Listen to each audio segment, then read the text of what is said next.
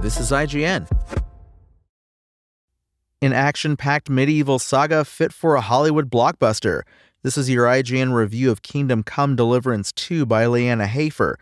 Some days I've moped about how I'll never get back the feeling I had the first time I played Skyrim, and then Kingdom Come: Deliverance 2 arrived on a mighty steed to sweep me off my feet at full gallop.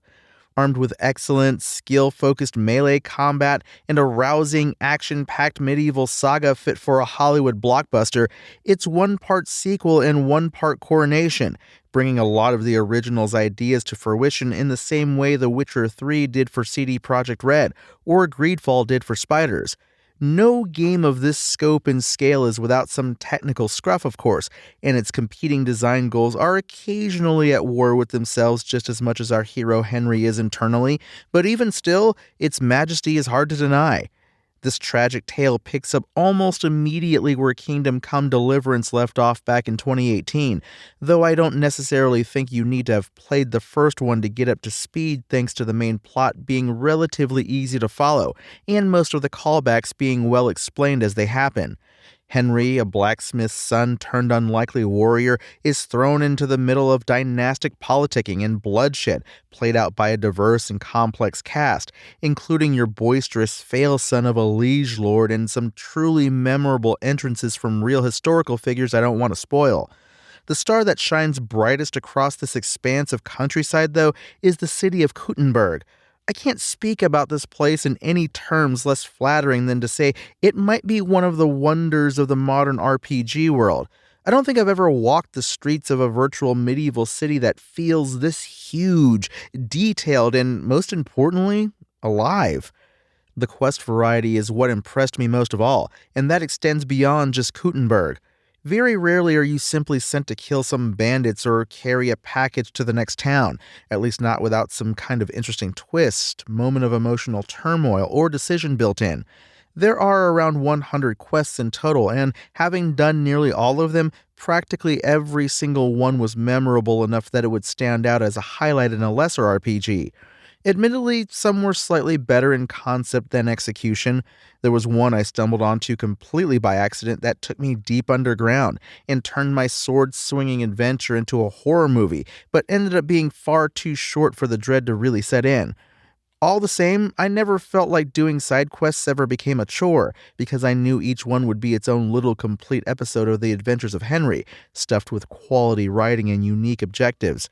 It's a testament to how consistently strong they were that 120 hours did not feel way too long to me. Along the way are expansive, breathtakingly beautiful landscapes spread over 2 open-world maps, both of which are chock full of meticulously researched details of late medieval Bohemian life. There isn't a ton of variety in terms of geography. It's all wooded hills and meadows for the most part, but that's what the region looks like in real life.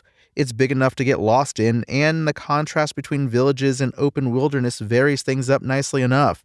I did find it odd that you can't go into most of the churches, though, since those would be near the top of my list if I were planning a tourist trip through 1400s Europe. If the side quests are like episodes of a TV show, the main quest is a big-screen war movie that pulls out all the stops in its ambition, dialogue, and emotional range. Parts of it made me cheer. Parts of it actually brought me to tears, and Henry's ultimate nemesis got under my skin in a way video game bad guys rarely do, making me rethink everything I'd done up to that point, in what might be one of the most memorable final encounters I've ever played through. It's mature without being edgy, it drips with historical authenticity, and it has interesting questions to ask you about what it means to be a hero or a villain.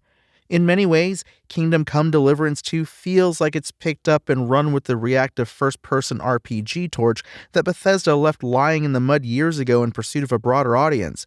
And it has excellent melee combat, which the Elder Scrolls never came close to, even at its peak. Sometimes it's not sure if it wants to be a cinematic tale about a specific guy going on a specific adventure, or a truly dynamic open-world sandbox packed with interesting and varied side quests, and that can lead to a few immersion-shattering conflicts, but most of the time, leaning into one doesn't get in the way of the other, and you're free to go on any of its many optional adventures along the way to a thought-provoking and rousing finale for the main plot.